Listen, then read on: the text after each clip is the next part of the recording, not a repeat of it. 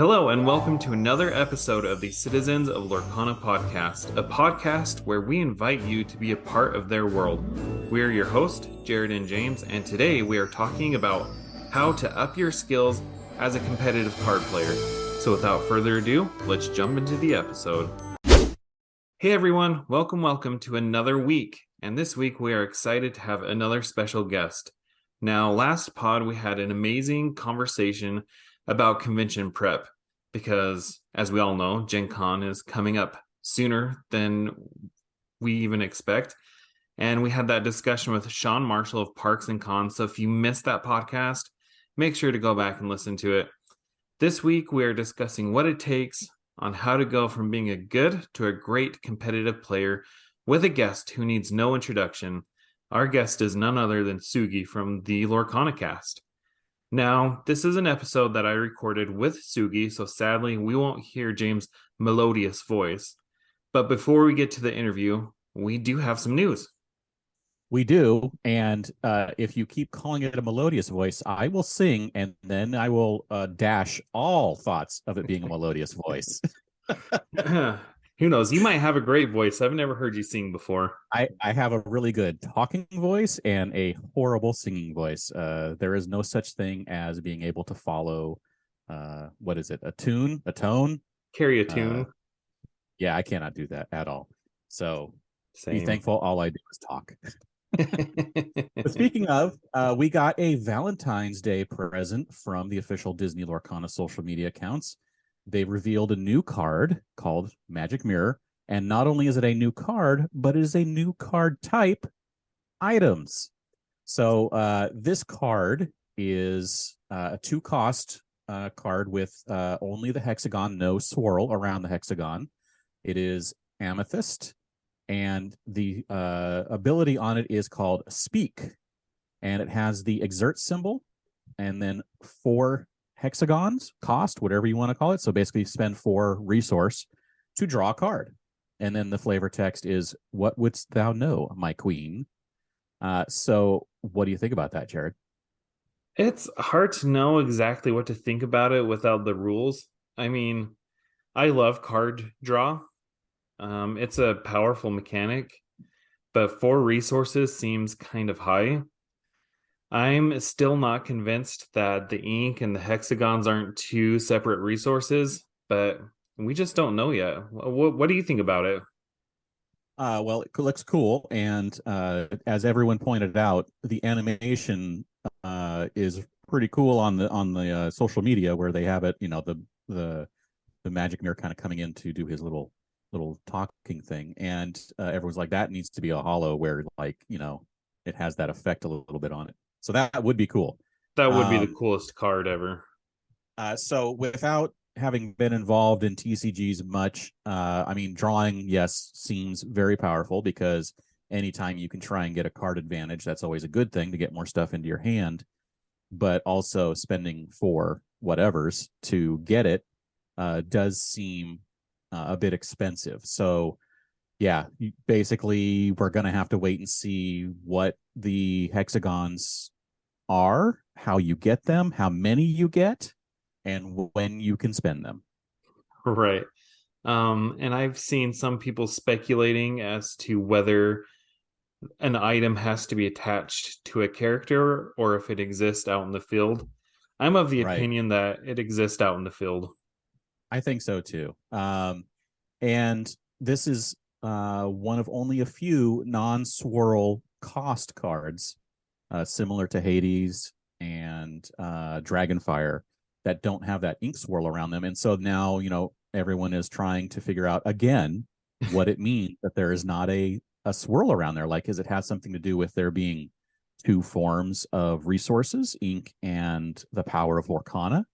Or is it, you know, a signifier of whether or not you can use it for a specific color or any color ink? Or is it whether or not you can have only one in your deck or more than one? You know, there are so many different things because, of course, we don't know the rules. We don't know the gameplay. So we're basically just having to try and guess what it is and trying to infer things based on just little bits of information. Yeah, it It's so confusing. Like it seems to make no rhyme or reason. It's really Hades that's throwing everything into question. Like if it was just Dragonfire and Magic Mirror, I could kind of make sense of that. But the fact that Hades doesn't have a flourish around it either, it's Right. just so confusing. Yeah. It's once they put a character along with the action and now the item, like, well, that means anything. It's possible to have that. And why? Why? Right. Right. But So that's basically that's the majority of the news that we had for this week. So it's really cool that we have item types that that's going to be new card types. So I do appreciate. And when they did the Christmas reveal, it was also a new card type. So right, maybe they're just every time they're actually doing an actual card reveal like this, it's a new card type. Because the Aurora card that we got at the Toy Fair, um, that one was an existing like just a character. There was nothing really new about it. It had a new keyword, but it wasn't a new card type. But the ally was new. It's not an actual hero or villain. It's an ally. true. I mean, it's a character, but it was a little bit different. But yeah, like you said, the action and now the item. So next time they do a card reveal, maybe we'll get, what do you think? Songs? Are we gonna Well, and get? if it's tied to holidays, I'm just saying St. Patty's Day is coming up. I said that's like a month away. True. We don't want to wait a month. And with that, let's jump into our interview with Sugi from LorcanaCast. All right, hey, welcome everyone. Today I'd like to welcome on Sugi. Hey, Sugi. Hey, how you doing? How's it going? It's so good. It's been since January that we've actually talked, so it's good to chat with you again. Yeah, it's been a little bit, but we're gonna have some fun, and then we're gonna meet up at Gen Con and play some games, and eat some food. I'm so can't wait. excited.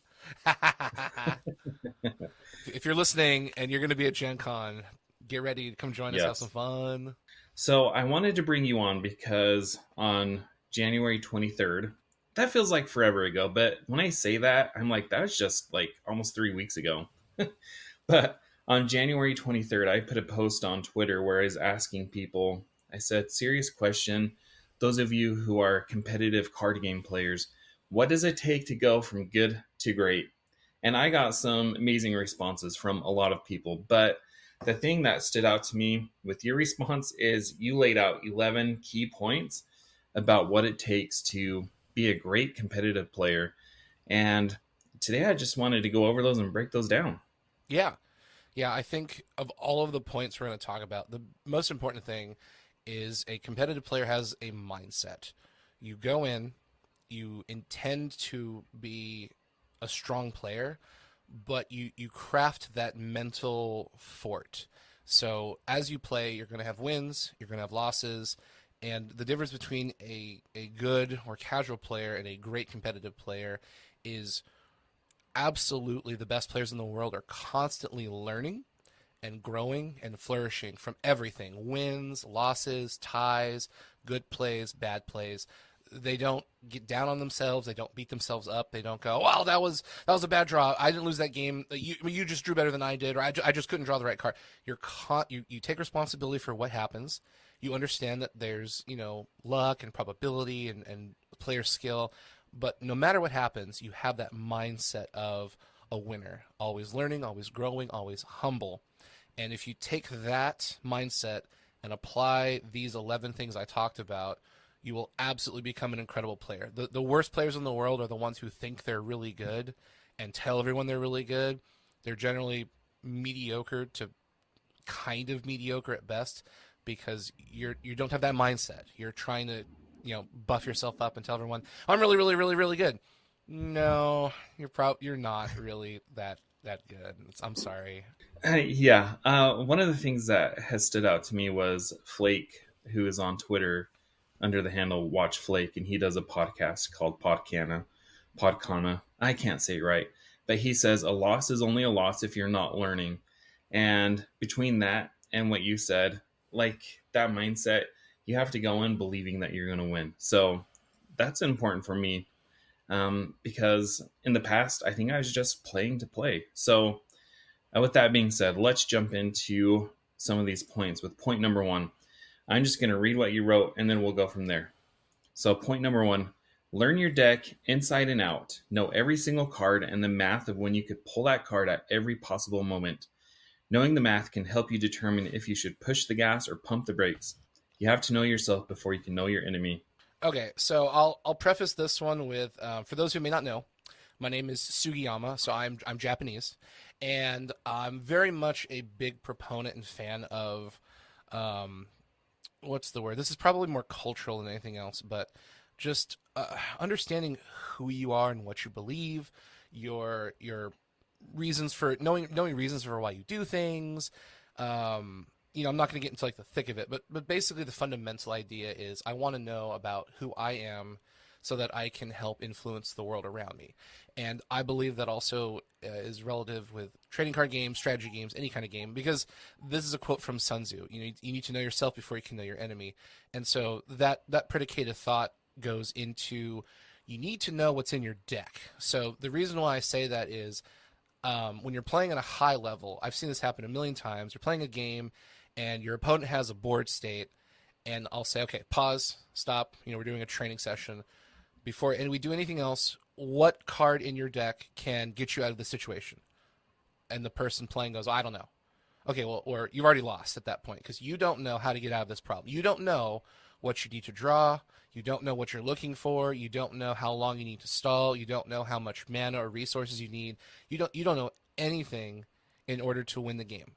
So knowing your deck, knowing the cards in your deck, knowing your options, knowing your tools will give you the best opportunity to win the game. It's basically like imagine your deck is a toolbox in real life, and you've got a screwdriver, a wrench, pliers, so on and so forth. If you, for example, were like a contractor and you go to a house and someone goes, hey, I need you to build this house and build this wall, and you just grab a random box of crap and you have no idea what tools are in your toolbox, and you show up, you're not going to have any idea how to do anything because you're going to open that box and go, oh, well, I didn't know that was in there. I don't know what that is. And how does this work again? So that kind of happens with trading card games. People just throw cards in their deck. They show up, they draw a card and they go, I don't know what this does. Hold on, give me a sec. And that is not the way to be a great player. You need to know what your cards say, how your cards interact. You need to know combos within your own deck. You need to know how many copies of a card you have. And you need to know the math of, okay, I've got 60 cards in my deck. I just drew 7 cards. I've got 4 copies of this card I'm going to need to help, accelerate my board state. What are the chances of me drawing that in the next turn to 5 turns or whatever? Like, you don't have to be a physicist and know every single angle. It does help. But you need to have a basic understanding of what tools are in your toolbox. So when you reach into that toolbox, you don't pull out, a doohickey and you're like, what does this do? I don't know what, hold on. Let me read the rules for this doohickey and call over the judge. Hey judge, how does this doohickey majigama thing work? And what, you want to be the master of your deck. So that way, whatever you have in your hand, you know what it is, how it works, how to utilize it. And that's a really big, important part of being a competitive player is basically not getting caught off guard when you draw a card out of your deck that you personally placed in said deck.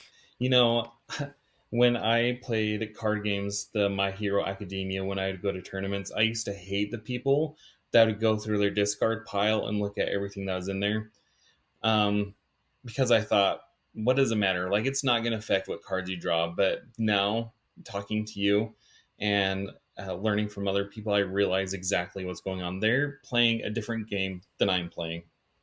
Yeah, so you'll see in many, many trading card games, people asking to see your discard pile, your graveyard, whatever it's called, and then they'll go through theirs.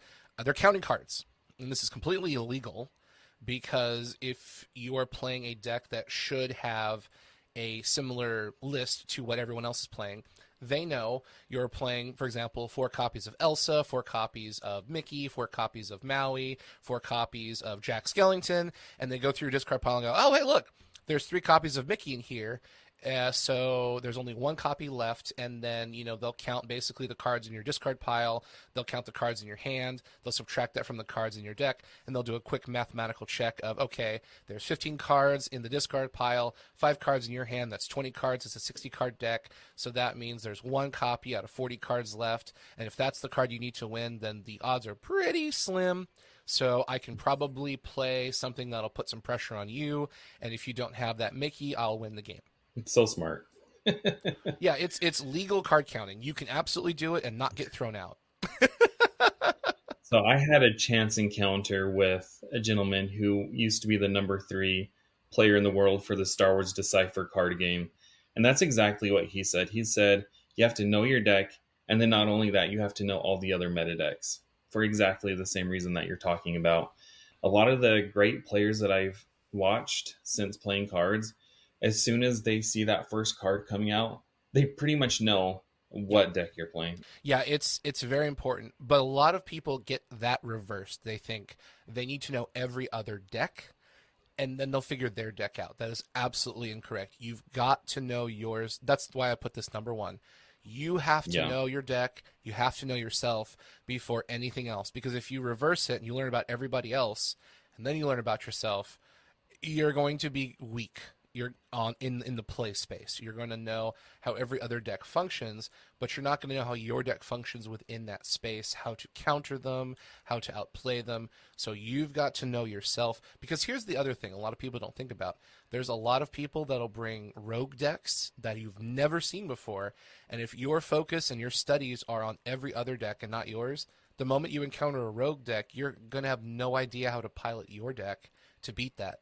And so now you're lost because you're just kind of floating around going, well, I've never seen this deck and I've never seen anyone play it and I don't know what these cards do.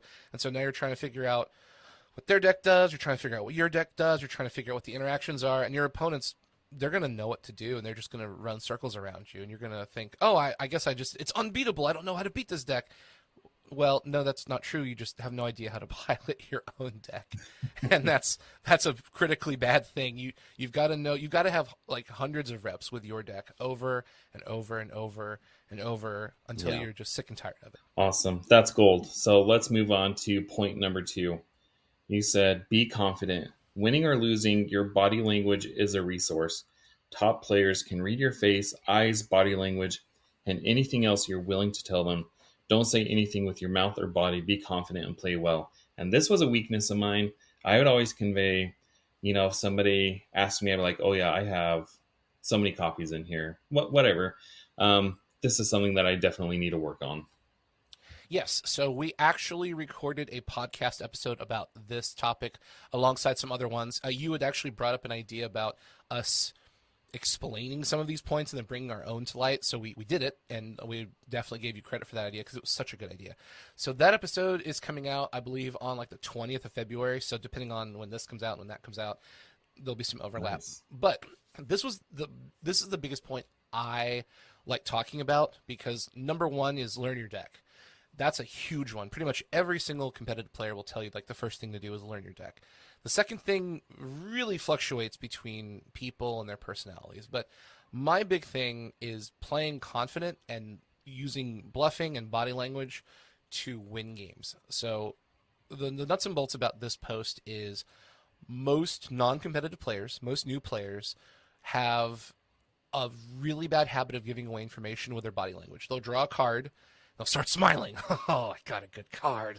Yes, I'm going to do it. I've got the answer. Well, you just told me you drew a really good card.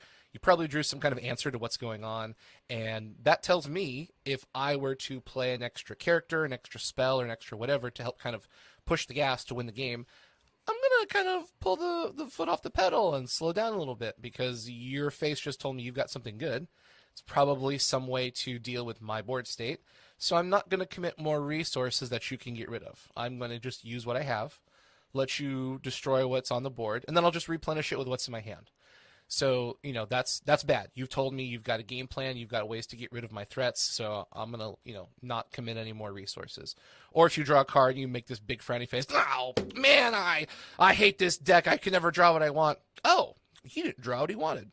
Guess I'm going to play some more resources and put some gas on the pedal and start, crushing you into the dirt because your little frowny face going, oh, I didn't get anything. That tells me you drew nothing. And if you have, 2 or 3 cards in your hand, you just drew nothing. That means a third of your hand is worthless. Great. That means you probably don't have enough resources to stop me, maybe slow me down, but I can commit more resources to the game state and put you in a bad place. So you want to, sit erect, don't slouch, don't make a smiley face, don't make a frowny face, don't tilt your head, because that tells me you're reading a card that may or may not mean it's so. Like, I've seen this happen during tournaments where a new set comes out. Someone pulls up a card and they read it for like 5 to 6 minutes. I'm like, okay, so that's clearly a new card from a new set based on their deck and the new cards in the new set. What is something that they probably need that they're going to need to read for a hot moment? And so I can just mentally go through the Rolodex of cards that have long flavor text or long rules text. So, like, for example, if you drew Dragonfire, it says, banish target creature.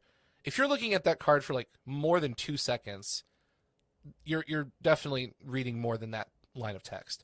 So if you look at a card and it's from the new set and then you put it back in your hand, I have no idea what you read. But if you're looking at a card for like a minute, it's probably going to be something with like, 3 to 4 sentences, and then I can take a guess based on the card pool, what it could be, and then I could use that information to try and guess what you have and what to play around.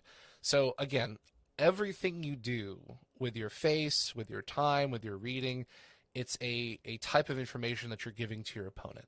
So if you don't play as a confident player, you're a new player, you're uncomfortable, you're nervous, you're sweating bullets, you're going to give away tons of information with your eyes, with your body language, with all of your expressions that are going to tell me all kinds of things that you basically could have blurted out with your mouth. I drew a good card. Cool, I'm going to slow down. I drew a terrible card. Okay, I'm going to speed up. I don't know what this card does. Okay, I guess I'll try and confuse you some more by playing cards that don't make sense. So you just kind of want to have this poker face. You want to bluff. You want to be stone-faced. Like, don't be mean. Don't be rude. But if you draw a good card, no expression. If you draw a bad card, no expression. You draw the card, you look at it for a few seconds, you put it in your hand, you do the magic hand shuffle, and you continue to play. Don't let your opponent know anything whatsoever.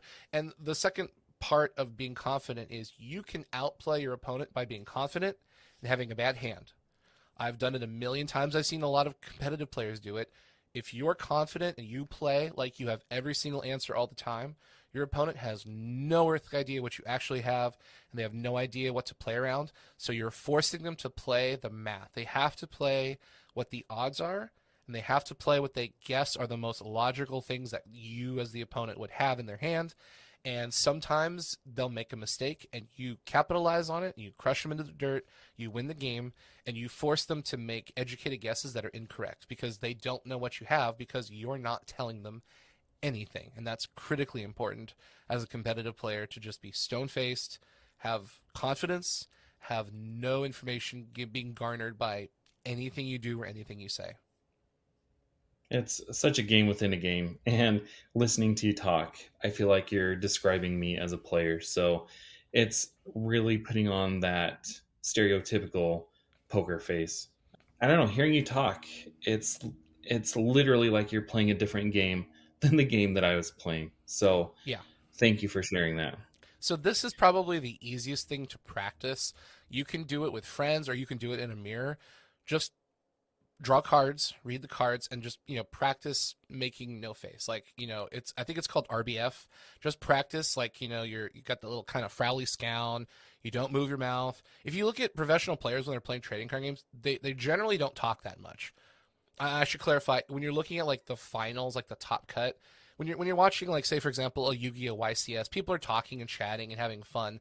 But once you get to like that top 4, the top 2, like the last people, they don't talk. They'll smile and they'll nod and they'll clarify a card ability, but they're not going to have banter. They're not going to be laughing. They're not going to be giggling. They're like zoned in, focused on playing their game and not giving away anything whatsoever. It is a game inside of a game.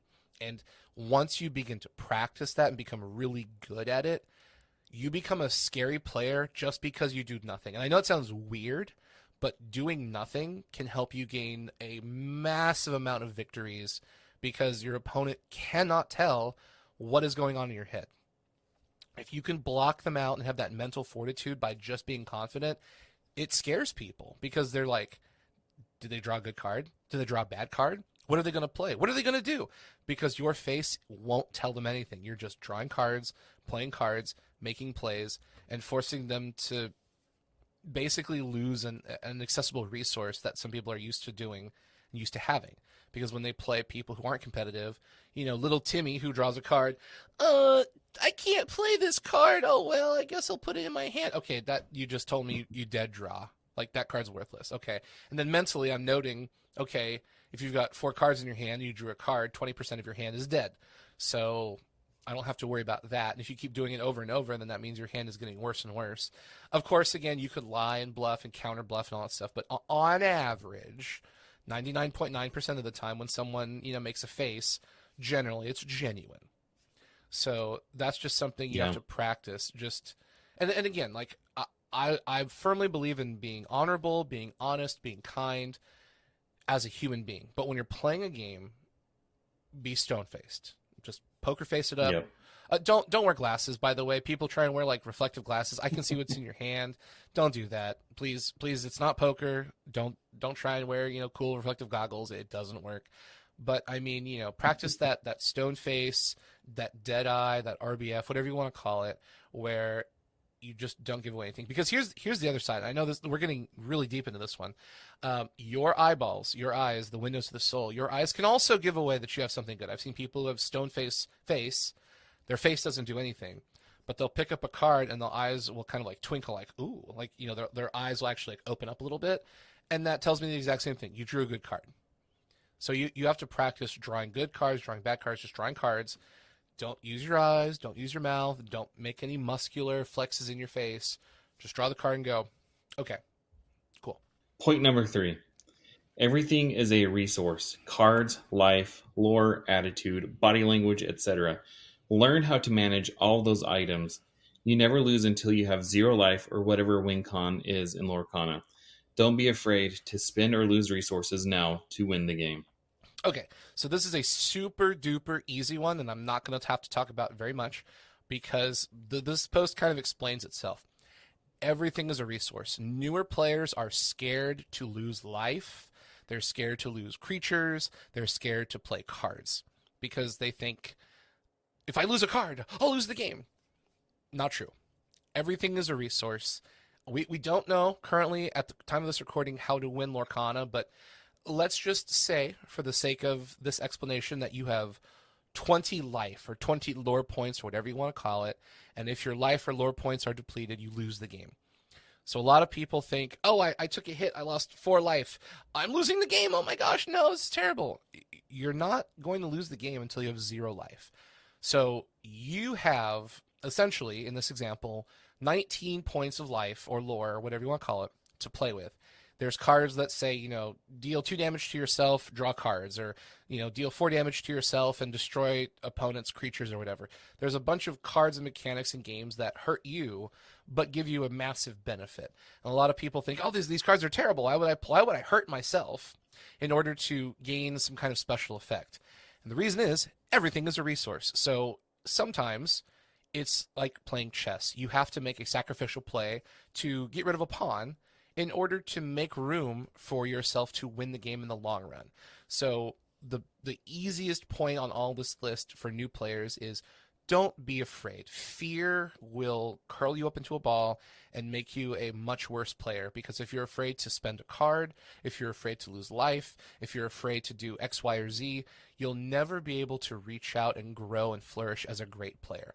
Those life points, although mechanically are supposed to be precious and valuable, realistically don't matter. Until you go to 0, 19 of those life points are expendable. You can use them for whatever you want. You can let your opponent take them away. You can spend them using card effects. I mean, you could, sell them to the black market. It really doesn't matter. You've got resources available to you. So once you see that cards are resources, your life points are resources, your discard pile is a resource, your body language is a resource, everything when you're playing the game is a fluid resource. Think of it like money. Everything is $1, a penny, a nickel, a dime. How do you want to spend it? Until you're out of money, you are a player in the game. Once you run out of money, you're unable to do anything because you're out of money. So as long as you have 1 penny left in your pocket, you can continue participating in Lorcana.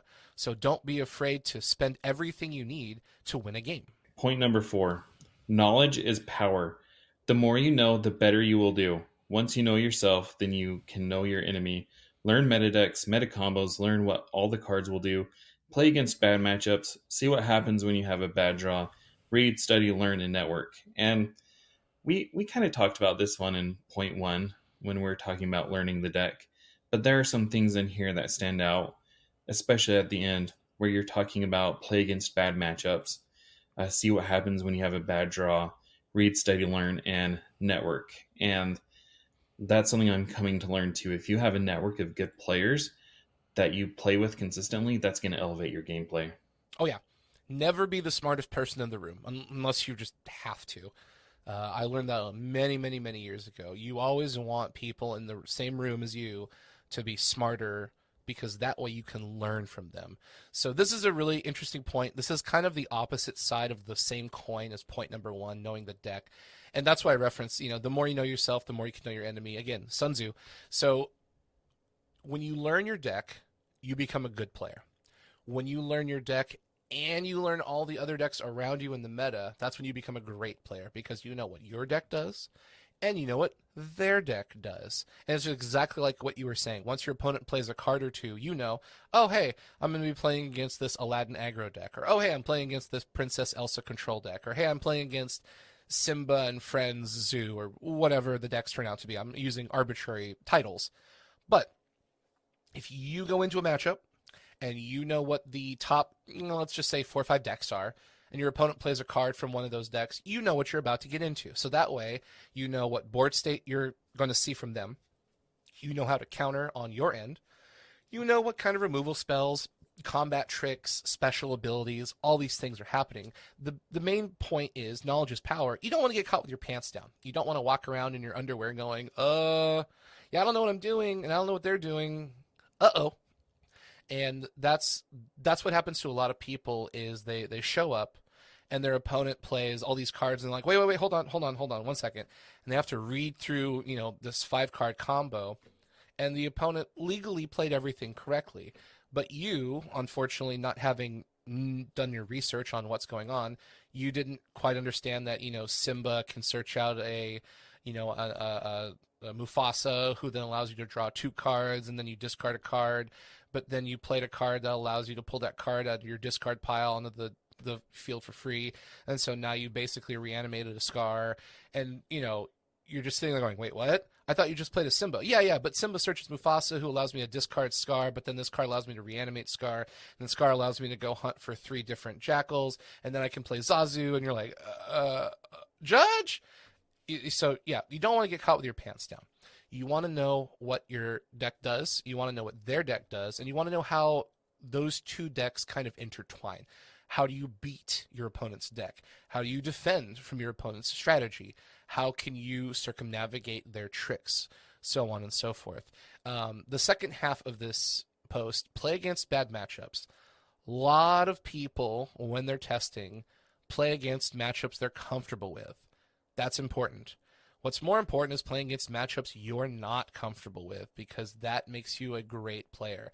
If you play against decks you're afraid of, decks that you have a bad matchup against, players you have bad matchup against, losing is not a bad thing, as long as you have the attitude of, I'm going to learn from this game. If you just go into a game, get your butt kicked, and cry and complain and go, oh, they're just better than me, I'll never beat them, you basically wasted your time because you didn't come away gleaning anything from that game. You're just making excuses.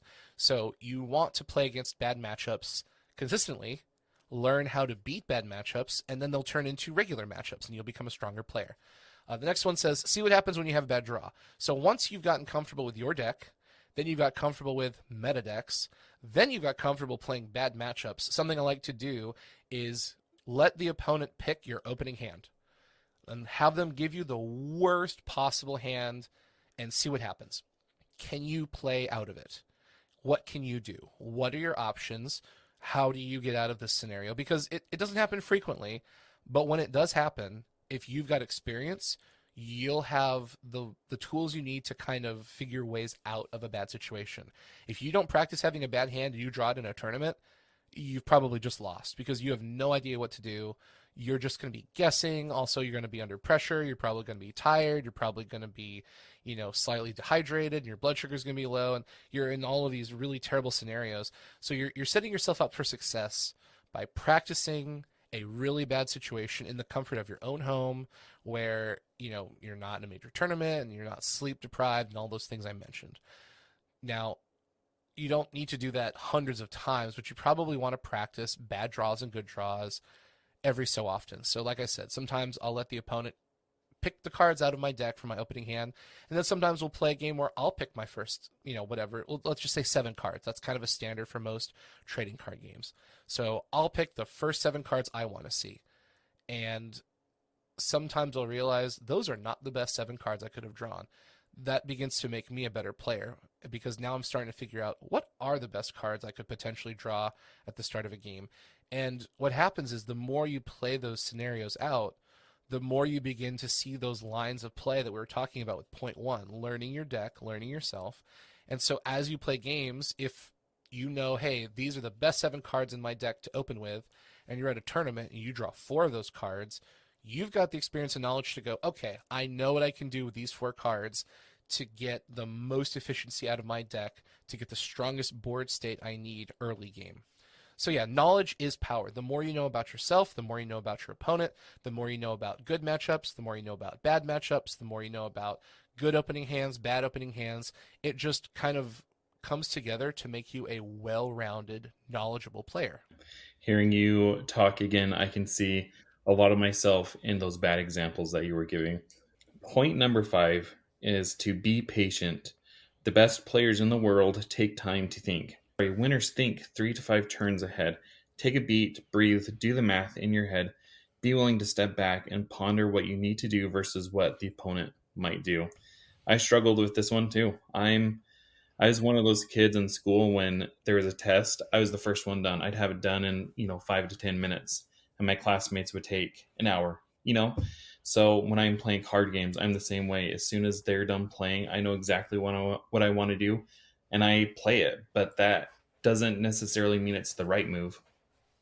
Yeah, so when you go to a tournament, there are different lengths of time for your match. So, for example, if you're playing a best of 1, we'll go with like Pokemon. I think you get 35 minutes for a best of 1, but if you're playing best of 3, you get 90 minutes, so on and so forth. Magic, Yu-Gi-Oh, Pokemon, I'm sure Lorcana, they'll have a time frame and a best of whatever, be it 1, best of 3, so on and so forth. So that time frame goes back to point 3. Everything is a resource. The time in the round is a part of your resource management. So a lot of people, like yourself, are under pressure. We have to play. We got to play. And when you put that arbitrary pressure on yourself, you facilitate mistakes because you're just arbitrarily telling yourself, well, I got to play as fast as I can. I got to do as much as I can. I got to go. All of the great players you'll ever meet are going to play as well as they can and as fast as they can. They're not going to slow play. But you need to be willing to take a break and pause. If you have a bottle of water, take a swig. Again, don't slow play. Slow playing's bad. But sometimes you need to just take a step back, remove yourself from the equation, think about what's happening. Hey, they just played a Maleficent and blew up my Mickey. Why? He wasn't doing anything. I can't win here. What are they trying to do? Are they trying to bait out a removal spell? Are they trying to get me to overcommit and play another big creature? I wonder if they're trying to maybe get me to play a big creature because they have a removal spell. What is the game state right now? What should it look like next turn? How can I win in this scenario? You're just kind of thinking about a lot of different possibilities. Because if you're just playing straight aggro, straight throw cards on the table, you're not going to think about that. You're just going to slap down a giant creature and try and, banish their Maleficent, and then they're going to go, cool, that's what I was figuring. You have a bigger creature, but I've got this removal spell for 3 mana. Oh, man. You just paid 9 mana for a big creature that didn't do anything. That feels terrible. It was a trap. So yeah, being patient, taking a breath, postulating, pondering, getting some water. I mean, you always need to feel free. A lot of people when they're playing in tournaments and games feel like they're in this prison. They feel like they have to do these things in their head. And what's really interesting is if you sit down and ask the person who told you have to do these things, no one did. They told themselves they had to do this thing. So they put themselves in this box of, I got to play fast, and I got to play this, and I got to do that. And when you actually sit down and kind of deconstruct all of those things you told yourself, none of those things are necessarily tournament regulations or tournament rules. You just applied a bunch of arbitrary stipulations that aren't necessarily helpful, and usually for no reason. Usually it's out of inexperience or excitement or fear or nervousness. So yeah, sometimes you just have to be patient, take a breather. I'm not even kidding. Just literally breathe deeply. Just go. Let the fear sift out of your brain, and then get back to the game in a much healthier state of mind. Being patient is definitely something I'm going to work on, and it goes back to some of these other points you mentioned about knowing the meta, knowing your lines, playing to your outs. When you know those things, I think that's why I played so fast, is because I wasn't aware of those things. So I was just playing what looked good in that moment versus what was good in relation to the meta and that situation, what I had in my hand, what the opponent was playing. I was just playing what was good right then and there. Mm-hmm. Sometimes you have to do that. Generally, you're setting up. So, like I said in that point, you're generally thinking multiple turns in advance. Sometimes you have to mix things up. So the best players in the world want to lead the dance. Anytime you play a game, board game, trading card game, video game, essentially it's a dance between two entities, not necessarily two players. In trading card games, it's definitely two players. But like if you're thinking about Call of Duty, it's two teams. So someone is the leader and someone is the follower. That's just how it is. The great players want to lead you into traps, crush you into the dirt, and then win. So sometimes by being patient and taking a breath, you stop them from leading the dance and you set it to a net neutral of now there is no leader. And if you're starting to practice becoming a great player, you're going to have to, this is a 12th point, secret point, but you're going to have to learn how to lead the dance. And sometimes if your opponent is leading and you feel like you're losing control, the best thing isn't trying to challenge the authority of the leader. The best thing to do is remove yourself from the dance entirely. You just step back and you take a break. And this is something I've done. It's called, I think it's football, you're icing the kicker. But sometimes when you're in that heat of the moment and you're both playing really well and things are really tense and they're just in the mood and their brain is firing on all cylinders, sometimes the weirdest thing to do to throw them off is actually slow the game down, take a break. Go to the bathroom, get a water bottle and take a swig. You are, depending on the tournament, you are allowed to take potty breaks. And sometimes I do need to go to the bathroom. And when we're in this heat of the moment, I'll be like, Judge, I need a time extension. I need to, go potty. I'm like, okay, cool. Part of it is I need to go to the bathroom because I'm a human being. But part of it is I'm trying to ice the player and slow them down because I know for a fact they're starting to take the lead and I don't want that to happen. Legitimately, though, I do need to go to the bathroom. But sometimes, like, your body functions will tell you, hey, let's go to the bathroom. And you're in that moment of, oh, hey, this is a great moment to just slow things down, take a break, and kind of reset the dance so that we got to kind of figure out who's in control now. So, yeah, it's another resource in your resource management. Yeah, going potty. Absolutely. All right, let's go on to point number 6. Network. Talk to people better and wiser than you. Never think you know it all. You don't. Play as much as you can. Play with people better than you. Learn and grow. Be willing to take losses and learn how to improve. I will say that's one thing that I've loved about Discord and Twitter is I'm getting to know, the game's not out yet, so we don't know who the great players are, but I'm getting to know people like you and other people who have been good in other games, and it makes me excited that I can tap you for your knowledge and get your feedback on how's my gameplay. What do you think about this? Yeah, absolutely. Like I said earlier, never be the smartest person in the room as much as possible. Networking is critical to success. You want to know people smarter than you. You want to know people who've played more than you. You want to know people that's why I love talking to developers and designers. Developers and designers will tell you, like Ryan Miller and Steve Warner will tell you, they are not the best players in the world. Absolutely not. Most of us who are in the competitive scene are the better players. However, I know for a fact that those two know more about the insides and outsides of Lorcana than any of us do. So, although they may not necessarily be the best players in the world, they are the most knowledgeable designers and people in the world in order to kick around ideas of what is this card supposed to do and what is the intention of this, themed deck and so on and so forth. So, it's more than just having people who know more than you and are better than you. It's about having the right people in the right place, because you can have someone who's like a great Magic player come in and explain to you like math and ratios and strategy and all that stuff. But if it doesn't translate to Lorcana, that's not really helpful. So you want to make sure that not only do you have the right people, but they're in the right place. That's kind of important, because I've seen a lot of people talking to, professional Magic players and Flesh and Blood players and Yu-Gi-Oh players, and like, that's all good. But none of us know how Lorcana works. So unfortunately, at the current moment, all of those tips are just kind of nebulous right now. Like, they may work, they may not work. Like, we just don't know. But if you want to be a great player, you need to network with the great players. And also, just be careful of clicks. There's going to be people who think that they're a great player. Again, there's going to be people who are good, and they're cocky, and they're mean, and they're rude, and they want fame and fortune and attention. So, like, you can admit that, yes, they're really good players, but they don't necessarily care about you, and they don't necessarily care about the game, and they're not really going to help strengthen your network. They're just, I don't know, they're kind of just jerks. I guess that's like the nicest way to put it. So, like, you want to network with the right people who are good at the game. They want to help you improve. They want to see you do well. They're not trying to use you to help facilitate their own fame and fortune. And, asking questions is so important. Ask questions across the board.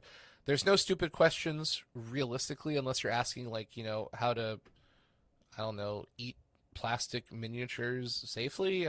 That's kind of a weird question. But, like, a lot of people are like, oh, I have a stupid question. And then it's, a very legitimate question. I'm like, that's not stupid at all. Don't feel like you're stupid for asking questions. I ask questions all the time. And I believe that I'm a very competent and strong player. I think the curious players and the people who are willing to be brave enough to ask questions are the best players in the world. There's no bad questions as long as you're trying to learn and grow. If you're going to ask someone how babies are made, that's not the brightest question in the world regarding Lorcana, nor is it really appropriate. But, jokes aside, you get what I'm trying to say. So yeah, networking helps grow you, and it brings you closer to fellow players, which allows you to grow, it allows them to grow, and it brings a community together. And that's kind of the big thing that's important with networking. If I stay over in my little corner, you stay in your little corner, and we just play games by ourselves, that's not as much fun as, hey, let's play some games online, or let's play some games with Gen Con, and let's talk about strategy, and let's talk about deck construction, let's talk about all these things. Now we're having fun, and we're growing, and we're networking, and all these things are happening together, and we're all becoming better players at the same time. Super cool. I'm excited. This is a new aspect of the game for me, so I'm excited for the networking. Mm-hmm. Okay, point number 7, be willing to fail. The best players in the world usually have more losses than you do. Winning nonstop doesn't teach you anything. Try new things, try new cards, try new decks. Never be afraid to fail. Failure is the greatest teacher. Amen. So this is, again, going back to that mindset that we talked about at the very, very, very, very, very beginning. So if you win 100% of your games, you didn't learn anything. You just won 100% of your games. You didn't learn what to do, what not to do, what cards work, what cards don't work. You just won every single game. And if that's you and you're never going to be defeated and you're the best player in the world, then by golly, don't listen to this podcast. But if you're a regular human being and you're trying to improve your game and you're trying to become a better player, then failure is actually a fantastic teacher, because when you lose a game, you didn't do something right. Now, I'm going to clarify that statement. you may have played the very best you could and your opponent played better than you, and they did maybe draw better than you. So there are some times where you didn't do anything wrong. But most of the time, 9 times out of 10, when you lose a game, there was something you could have done better. So when you have the mindset of, I'm going to be an exceptional player, failure is your greatest teacher, because you can go back, and especially with that person, if they're there as a training buddy, you should go back and look at your, mistake and talk it out amongst yourselves and go, you know what, I was thinking about playing this Elsa and exerting your Maleficent, but I figured that maybe playing this Aurora was better because I wanted to give ward to my characters, but now I realize I probably shouldn't have done that. So, okay, let's re-rack that game and play again. And now you've learned in that specific scenario where you have those two options between, an Elsa and Aurora, try the Elsa, see what happens. There's times where you definitely will know exactly what you did wrong, and you realize that your misplay cost you the game. And so you have to mentally take that note and say, all right, if we come back to that scenario again in a future game, I know what to do. I also know what not to do. Another thing that happens is a lot of people, most humans, just as they are, don't like to lose, don't like to fail. You're going to have to get rid of that mindset that failure is a bad thing. For some reason in culture, we're just trained that if you fail and you mess up, you're a failure and it reflects on you. And that's absolutely not true. Like, you're playing a game, playing to have fun. And in order to be the best player in the world, or one of the best players in the world, you're going to take L's. If you think about another sports analogy, I'm not a sports person. I just know analogies because I like them. But I believe, if I'm not mistaken, that Babe Ruth, one of the greatest home run hitters in the world, also had the most strikeouts, because all he did was just swing like a crazy person. He swung at everything because he knew that eventually he's going to swing, he's going to hit, he's going to connect, he's going to get a home run. So if you look at his statistics, like mathematically, they're kind of abysmal because he struck out an insane amount of times. But guess what? We don't remember him for his strikeouts. We remember him for his massive amount of home runs. So you have to apply that kind of philosophy to trading card games. You're going to fail. You're going to fail. Like, just write that down on your arm, on your underwear, on your headboard. You are going to fail. Everybody fails. That's how it is. But if you're willing to take those losses and those failures and learn from them and grow from them and improve from them, then shift that philosophy to every fail is one step closer to a win. Instead of every fail, I'm just a worse player, I'm terrible, oh my gosh, I'm just never going to get this. No, you're just one step closer to being the greatest of all time. That's all it is. Well, and I think it's important to say clearly that when you fail, you are only going to learn if you take a moment to reflect on it. I played Hearthstone in the past, and I've seen people, and they just grind one game to the next. And if you don't take the moment to reflect on why you lost and how you can do better, then failure's not going to be a teacher for you. Right. And that's what's so important about being an exceptional player, is that philosophy right there. A lot of this comes down to personal philosophy and mindsets. You have to be willing to adjust to the philosophy and mindset of a great player, because if you don't, you're going to go into this thinking, okay, I'm going to fail a lot. No, that's not how that goes. Or you're going to go into this going, I'm going to win a lot. No, that's also not how this goes. Like, you have to pull from whatever thing is available to teach you. And especially when you're playing, like, this kind of goes back to the networking. If you're going to network with better players, that also means you're going to be playing and testing against other players, which means you're probably going to lose a little bit more than you win. And if you go in with that mindset of, I'm going to use failing and losses to become better, then you're not going to get discouraged. But if you network and you don't have this kind of philosophy, then you're going to play games against people better than you, you're going to lose, and you're going to get turned off really fast because you're not winning, and you're not the best person in the room, you're not the best person at your local game store, and it's like, why am I losing? Well, you're playing against people better than you to become better. That's the whole process. Well, I'm the best player here in my local town, so I just don't like this. I'm going to quit. Well, okay, unfortunately, that's your plateau. Because if you're the best person at your local game store and you're the best person in your friend group, and you're not practicing trying to become better, that's as far as you're going to go. And it's really sad that some people cap themselves right there, and they're not willing to go further and accept that there are people better than them and improve as they go. So it's, again, goes back to philosophy and mindset. You have to know what you're getting into to become better. Well, that's a perfect segue into point number 8. Point number 8 says practice. Play your deck 50 times. Play the meta decks 50 times. Play. The best players in the world know the cards, the decks, the combos, everything. Play as much as you can handle before not having fun. Practice makes perfect. Yeah, this is really simple. This is just a reinforcement of point 4, knowledge is power. You got to play.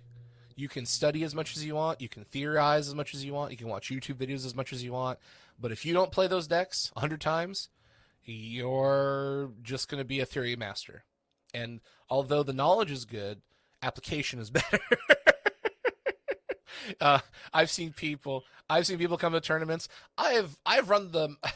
I literally had this happen at a Magic tournament. I know, no joke.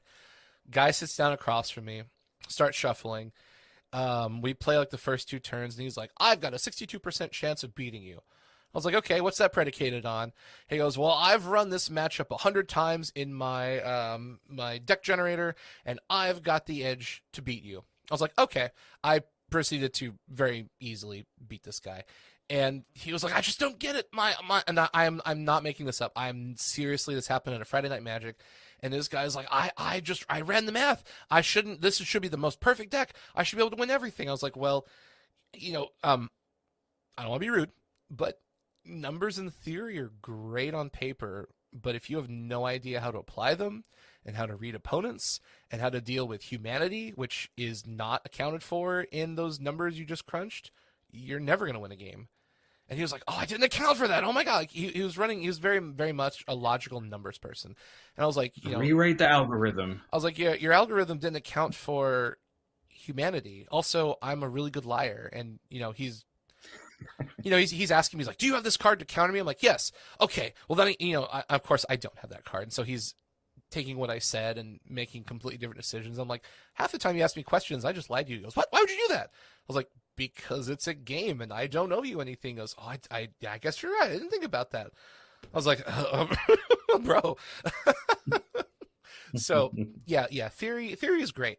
Practice is king. Practice. Point number 9, take breaks. Do something non-Disney or TCG related. Refresh your gaming palette so you don't go crazy or burn out. Having fun is important. If you're not having fun, then you're just on the job and not getting paid.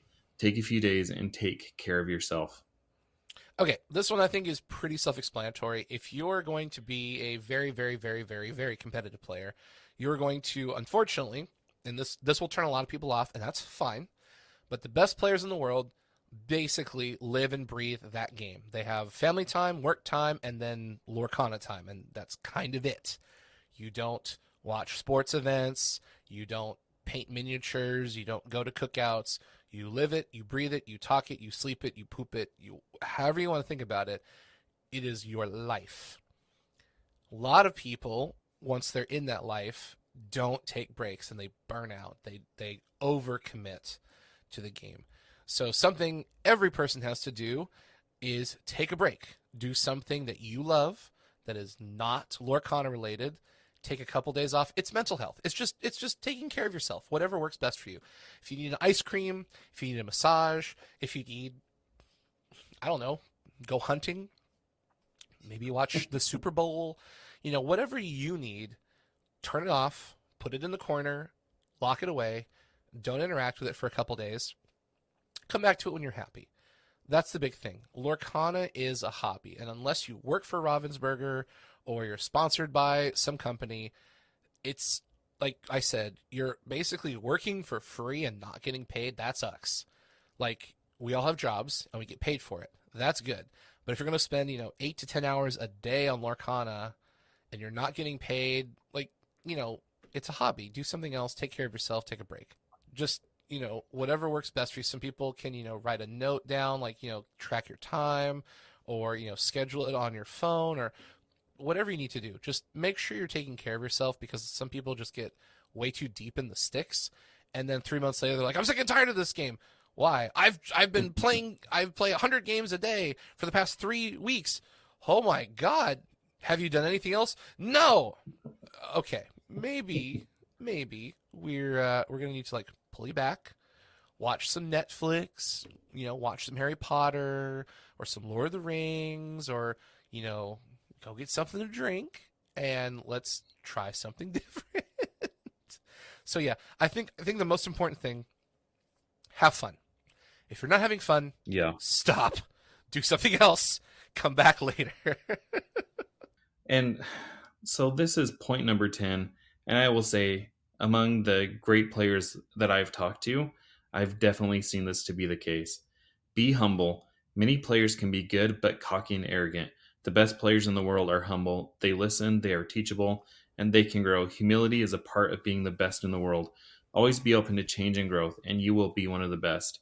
And these guys in the My Hero Academia world that were like among the best, we have some of the best players here in Las Vegas, and they go to my locals games, and they're just so chill, and they don't like, they're always encouraging you and giving you pointers. They're not trying to, keep you down to raise themselves up. They're trying to elevate you.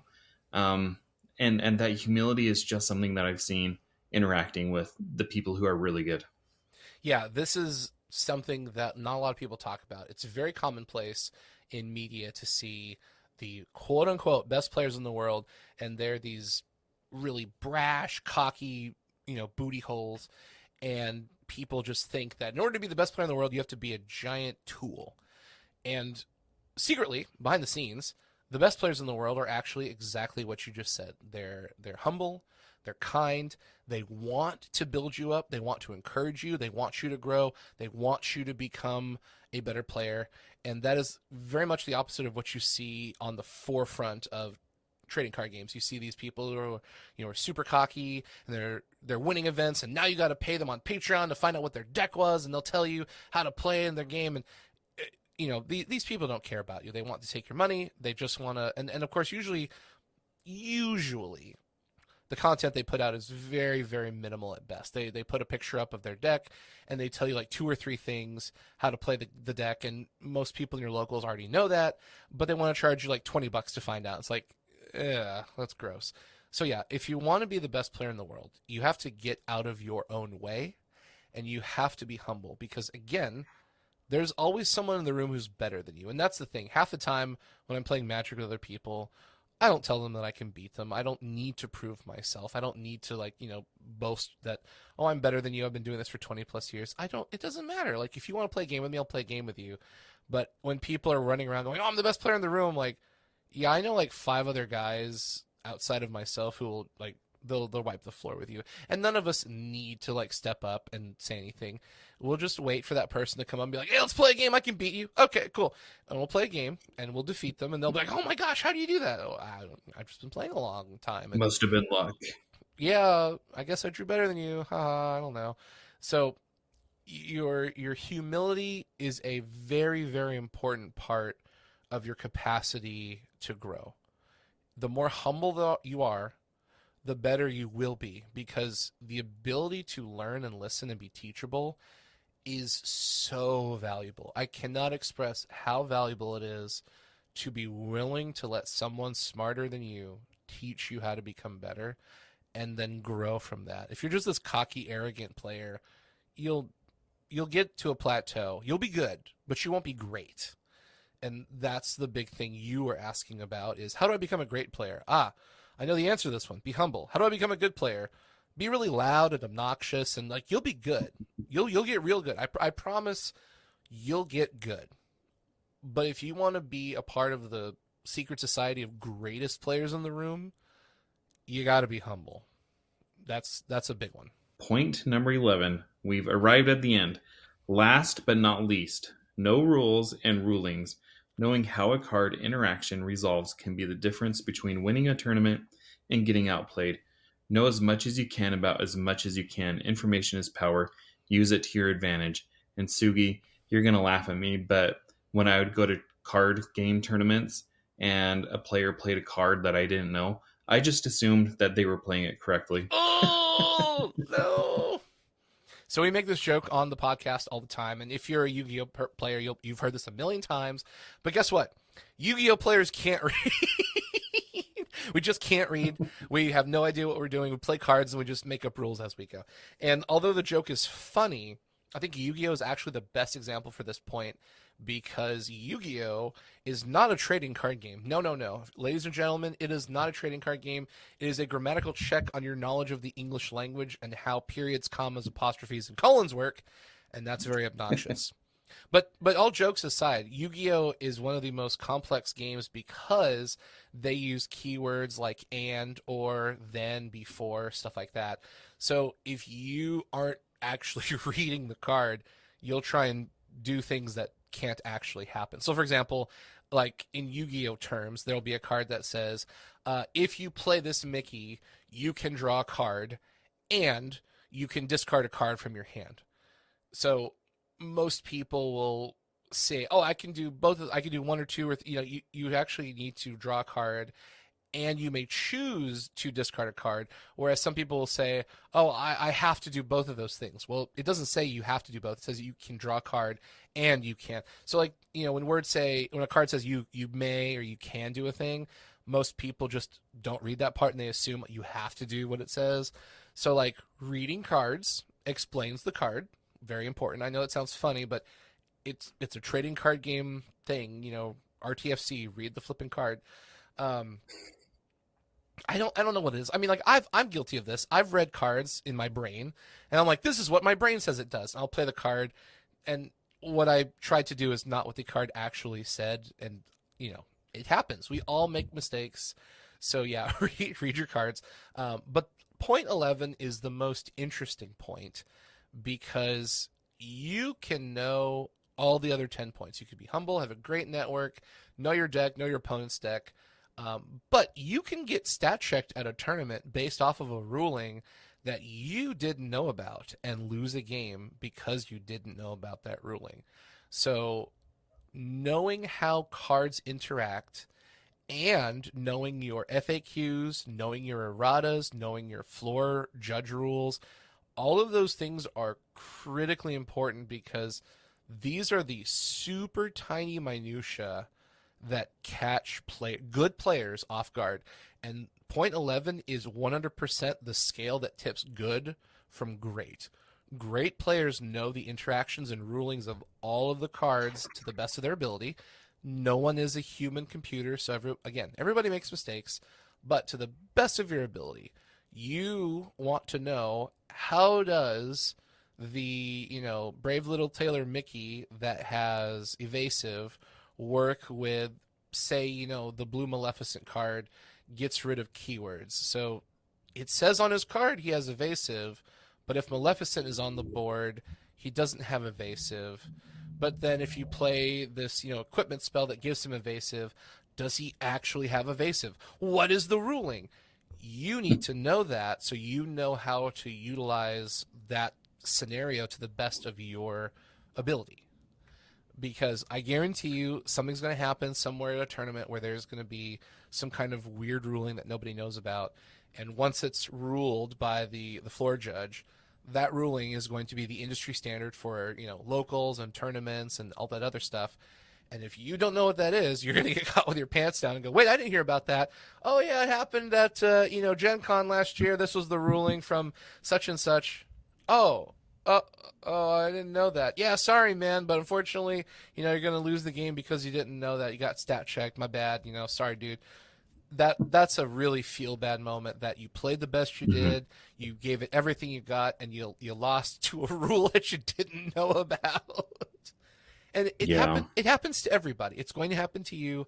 It's going to happen to me. But to the best of your ability, try to stay ahead of that curve rather than find out in the middle of a tournament and go, uh-oh, whoops. Okay, so let me wrap this up with another question to you, Sugi. So everything that you've talked about, it sounds like it's a lot of work, and you've made that very clear that there's work, there's family, and there's Lorcana. You have to know your deck. You have to know the meta. You have to know the matchups. You have to know how your deck plays if you draw a bad hand. You have to know the rules. You have to know the rulings. With all that being said, knowing it at that level, how fun does that make the game? Like, what level does that take your enjoyment of the game versus just playing it to play? That is a fantastic question, and I'm really glad you brought that up. So, this is a spectrum that is different for every single individual. Some people will listen to this episode or listen to these tidbits and go, I hate everything you just said. Perfect. That's great. Then you know that you are not going to want to be a competitive player. So play for fun. Some people are going to listen to what I said and get really thirsty and excited and go, that's what I want. Okay, for those people, that is your level of fun. So each individual person is going to look at anything in life. So Lorcana, for example, and there's going to be a spectrum of I can play it casually with my friends or my wife or my kids or my partner or whoever, my friends at the local game store, and that is the experience I want. Perfect. There's going to be people who want to play at regional levels and they want to compete and they want to win prize support. That's fun for you. There's people like me who, for fun, I want to play the very best I can at the highest level I can. Now, whether I win or lose, that's not super critical. I would like to win, but I'm not driven to win. Like, I don't have to be the best player in the world, but I want to be at the table with the best players in the world to have that conversation. So I'm driven to know as much as I can and play the best I can. And for you, Jared, it's going to be a completely unique answer as well. And so that is something each person has to sit down and on their own Lorcana journey determine where do you want to be on the spectrum of, hyper casual to hyper competitive. And the best part is there's no wrong answer. You are your own hobbyist. So if you decide A and I decide B, that's great because we're all Lorcana players together. And I think it's going to be important to facilitate in the community that competitive players are not better than casual players. Casual players are not the scum of the earth and the worst thing on the planet, and they're not less than us. Casual players are just as important as competitive players. People who play with their families and kids and partners and never go to a game store are just as important as people who go to a game store. People who buy online are just as important as people who buy from friendly local game stores. There's nothing differentiating any of us other than your attitude. So as long as you're not a jerk, we're all in this big boat together.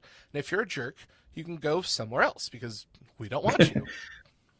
That's kind of the inspiration for the name of my user handle and podcast, Citizens of Lorcana, because we're all in this together. Like, we're all in this world inhabiting it together.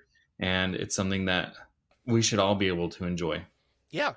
And I think for those who are listening, regardless of how you feel about competitive or casual players, help the people around you in your personal bubble, in your personal circle. If you're on Discord or Twitter or your friendly local game store, help people. Answer questions, be kind, be funny, be inviting, show them that love and compassion that people showed you to help get you into your favorite hobby, because that's what's going to really grow the game. Like, it's really simple. Everyone's like, well, how are we going to keep Lorcana alive? Oh, be kind and compassionate. Well, how will we get it to more people? Mm-hmm. Be kind and compassionate. Well, what do we do to make sure this game doesn't die? Be kind and compassionate. It's really simple. Sensing a theme. Yeah, super easy. Sugi, this was such a great conversation, and I look forward to hearing your guys' take on it on February 20th. I'm super excited. You were talking about there are people who are going to listen to this that are thirsty. That's where I'm at right now. I want to elevate my level to be at that table right alongside you. Yeah, and I think the best part is you don't have to necessarily spend an exorbitant amount of money. So I know a lot of people are going to go, well, how would you do such a thing? So there's this thing called proxying, where you can print off cards from the internet. You just take a picture, you print it off, you throw it in a sleeve, and you practice the deck. And that's what a lot of people don't realize is most people think, well, you have to have all of these copies of cards to build these decks to practice with them. Conveniently, you do not. Now, I do want to say right up front, you should still buy from your local game store. Support your local game store. However, if there's, 5 decks that are meta and they each have unique copies of cards, and that would force you to have, hundreds of cards that you may or may not be able to afford. Okay, like there's a limit between like don't go into debt to buy these cards. Be rational. But Right. what you can do to practice is proxy out the decks, figure out which deck you love, and then buy the cards for that deck from your local game store. Support your local game store, buy cards, build your deck, and maybe pick off singles online if you just can't get them locally. But you can practice by proxying cards, and maybe go to your local game store and buy. Most places have bulk, so buy a box of bulk Pokemon. You get like 100 cards for $5. You don't care what's in the cards because you're just going to put them in a sleeve and then put a piece of paper with a picture of Mickey Mouse in front of it, and that's where you practice hundreds of times. Practice. And then you decide, you know what, I don't like this Aladdin aggro deck, not my thing. I don't really like this Cruella control deck, not my thing. I do kind of like the Simba and Captain Hook deck. Okay, cool. So then, go buy some booster packs at your local game store, go buy the Simba starter deck, and then fill in the gaps from trading or buying online. So you've done 2 things. You've saved yourself money, and you supported your local game store while you're becoming a great player and practicing all of the meta decks at the same time. Win. Super great. And it doesn't cost you hundreds of thousands of dollars. It just costs you, a printer and some printer paper and some ink.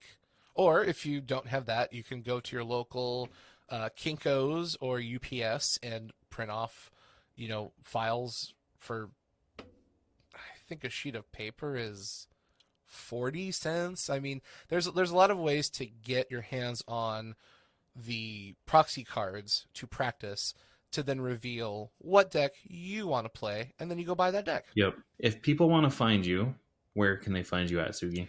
Yeah, so my name is Sugi. I'm a part of the LorcanaCast, so you can find us on YouTube at LorcanaHQ. That's our YouTube channel. We're also at LorcanaHQ.com, and that's where we have everything. So we've got articles, we've got podcast. You can find us on Facebook and Twitter, also at LorcanaCast. And then our podcast is on every aggregate, so you've got Google, Apple, Spotify, Pocket Casts, everywhere humanly possible. If you enjoy Lorcana, we focus on being entertaining, educational, and like our philosophy is just kind of pretending that we're all sitting around at the local game store talking about Lorcana together, and everyone is invited. Unless you're a jerk, then you can go somewhere else. Go play Yu-Gi-Oh! Well, I will say I am subscribed to your podcast, and I enjoy listening to it every time it drops. And it's exactly what you say. It's exciting, and it's entertaining, and it's educational. So keep up the great work. Thank you. I really appreciate it. Everyone is welcome to join. We've got players from all around the country, from all different experiences. I'm a single guy, but we've got fathers and people who have got kids, and it's just a really fun environment where we've got perspectives across the board of people who want to play Lorcana with multiple experiences, both casually and competitively, in multiple trading card game realms. So we've got a really interesting pot of knowledge, and we just want to share that with people because we enjoy talking about it and meeting people and just having fun facilitating a really great community of people. Indeed. All right. Well, thanks, Sugi. All right. So that concludes our interview with Sugi. And again, we thank him for joining me to have that conversation. And if you want to find him, you just search LorcanaCast into YouTube or any of your podcasts, and you can find it right away. And it's a really great podcast. I highly recommend you downloading it and checking them out. So with that being said, let's jump into the rest of the news that we got. Welcome back, James. There wasn't really any other new news. It was just a reiteration of news we knew. And that was basically a few tweets after they tweeted out about Magic Mirror, people asking some questions. And one of the questions was about the D23 cards and whether or not they were going to be is there going to be anything like mechanically unique about the D23 cards or anything like that? And they replied on a tweet with, "That's correct. Nearly identical cards with the same artwork and the same mechanics will be in Lorcana the First Chapter, just without the D23 stamp, first edition stamp, or for the 6 cards in the collector's set, that particular foil treatment. This is all stuff that they've said before, but not like in a very concise way currently, because the last time they mentioned the first edition stamp was like way back on like September 9th on the first day of D23, and then they basically never said it again, I think. Well, and it was a little ambiguous too. I know people had questions, like it wasn't clearly stated. People were thinking, okay, it won't have the D23, but will it have the first edition? And I think they did end up clarifying that, but it did cause a lot of confusion there for a while. Right. And so someone again asked them the question in reply to that. So no first edition stamp at release. And it was very clearly said in the next tweet from them, there will not be a first edition stamp on Disney Lorcana, the First Chapter. What that basically means is that, because a lot of people are thinking that they may do a limited first edition release of a certain quantity, and then from that point on, just do basically a second print and just have it be continuously printed as long as there was demand. But it looks like it's just going to be a release with no limitations. It's just going to be put out there for everyone to buy, and there won't be a first edition. What that basically does is it makes the D23 cards that much more limited and special if there's no other cards that will ever be done that say first edition for the first chapter. Well, and the other thing that it does is it makes the game more accessible to the players instead of the collectors, because if collectors knew that this set was coming out and there was a limited edition that had first edition on it, they'd buy it all up, especially that first run. And you want the players to have the product when it first comes out. Yes. I mean, we're going to see some of that no matter what. We're going to see, investors and collectors buying up product because they want in on at the beginning. Yep. The thing is that if Ravensburger is running things right, while there may be some initial product unavailable in places, if they just keep shipping it and keep pushing it out based on demand, then they're going to be fine. Players will get it in their hands. They may not get it in their hands the first day if they don't pre-order, which, by the way, go to your local game store and pre-order if you want it on, initially. But you may be able to get it 2 weeks later or 3 weeks later or a month later. You're going to get it. And if they keep pushing it out like that, you're going to get it at retail, most likely, or close to retail, unless it just is so insanely popular that the instant it hits shelves, it disappears.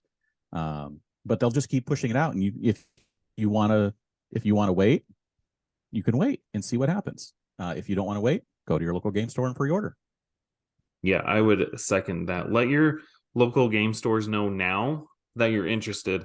I have 2 stores that know that I'm interested, and they've put me at the top of the list for pre-orders, because once word gets out, this is going to be a hot ticket item. So exactly. And one of the other things they did, again, they answered another question again in that tweet thread where someone asked, so the foil treatment might be used again, and talking about the D23 foil treatment, the specific one might be used again in the future, just not on those 6 cards. And the answer was yes. So some people are considering that because these 6 cards, 7, but the 6 that have the foil are going to be in the first chapter, that foil treatment will never be used on the first chapter. It may be used on other cards in the first chapter as promos, like let's say Gen Con gets an exclusive set like D23 did. Then they may put that foil treatment on 6 different cards or 1 different card, but those 6 cards will never have that foil treatment again. So that, that was clearing up a lot of questions people had about the D23 set, and again, about what kind of foil treatments they would use, what stamps they were going to have, whether it was going to be limited. So basically, with just a few tweets, they answered a lot of questions. All right, shall we move on to Jeopardy? Yes, it's time for me to quiz you. All right. I got my thinking cap on. 5 random questions here. I'm just going to pick them as I see them because I got a list of like 100 here. Okay, here we go. This is the name of the girl Max was in love with in a Goofy movie? What is Roxanne? Correct. Well, let's see if you can get this one. In the movie Beauty and the Beast, this is who sings the theme song Beauty and the Beast. Who is Mrs. Potts? Yes. All right, I'm on fire. All right, this one's fairly hard depending on if you've seen it. So this is your 300 pointer. This is Baymax's profession or purpose in Big Hero 6. What is a healer? Very close. The official term is personal healthcare companion. Oh, So you got very close because you got the general point of it there.